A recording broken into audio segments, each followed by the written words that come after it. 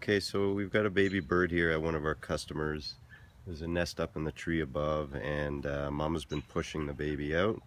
We believe the baby's injured. We're going to try to relocate it to the nest and hope for the best for this little guy, but he's very calm. But apparently the mom has been feeding him, like actually feeding, coming down onto the ground and feeding him. So we'll see if we can get them reunited. Okay, don't jump now.